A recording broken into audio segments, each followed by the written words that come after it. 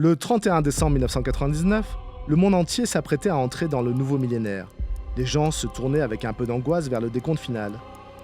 Est-ce que le passage de 23h59 et 59 secondes à minuit allait provoquer un cataclysme total, avec une kyrielle d'accidents ferroviaires, de pannes de centrales électriques, voire la désorganisation des services d'urgence ou un krach boursier planétaire? La fin du monde était-elle inéluctable à cause d'un bug informatique?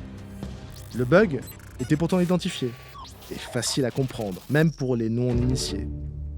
Dans les années 60-70, alors que les équipements informatiques étaient encore volumineux et les capacités de stockage de la mémoire limitées, les ingénieurs avaient, par souci d'optimisation, encodé les années du calendrier en ne retenant que les 2 derniers chiffres, soit ceux désignant la décennie. Le millénaire et le siècle renvoyaient implicitement au XXe siècle, le temps informatique s'inscrivant dans l'intervalle entre 1900 et 1999. Au-delà, le vide. L'an 2000 était encore loin. Et voilà que dans les années 80, ou devrais-je dire 1980, une petite musique monte, jusqu'au retentissant article intitulé Doomsday, paru en 1993, écrit par un ancien ingénieur d'IBM, Peter de Jager. Celui-ci nous alertait. Avec le passage à l'an 2000, le compteur repartirait à 00, soit, dans la logique de programmation, à 1900, ce qui déclencherait des erreurs fatales dans des systèmes aux missions cruciales.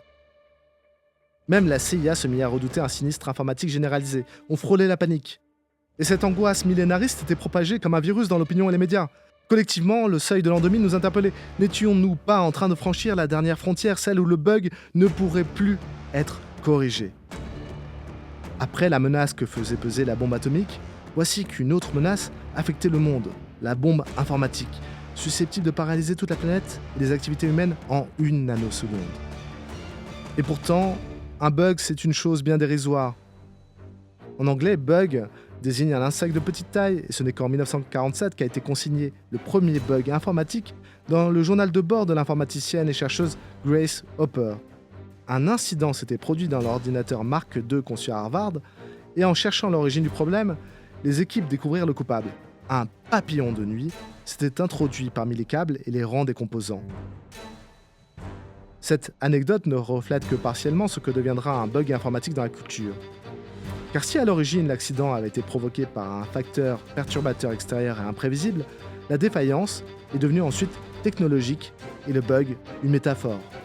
Ordinateur qui plante, écran qui fige, clavier qui saisit des caractères ésotériques, l'anomalie vient de l'intérieur perturber nos usages.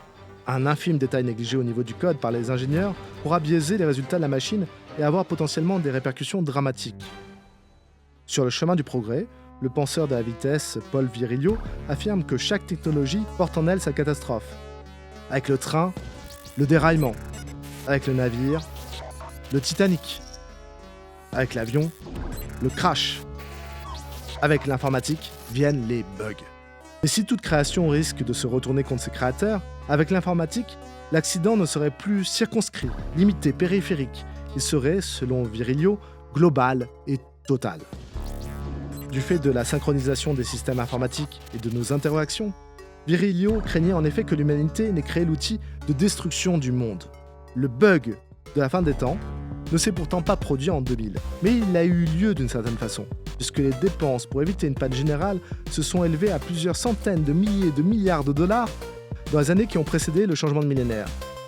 Et surtout, les grands fabricants de logiciels en ont tiré les leçons, en adoptant depuis le principe des mises à jour automatiques sur nos appareils. Les bugs sont ainsi corrigés avant que les usagers ne s'en aperçoivent. Aujourd'hui, avec l'IA générative, la question du bug revient avec les hallucinations. Ces réponses fausses, incorrectes, générées par nos agents conversationnels, mais qui sont formulées de manière tellement convaincante qu'elles renvoient la réalité, les faits, l'histoire, les interactions au rang de chimères. Toutefois, à la différence des anciens bugs dont les désagréments étaient visibles, ces délires sont formulés de manière si précise qu'ils peuvent faire illusion. Et si, face aux hallucinations, c'était l'intelligence humaine qui déraillait à présent? Et si on buguait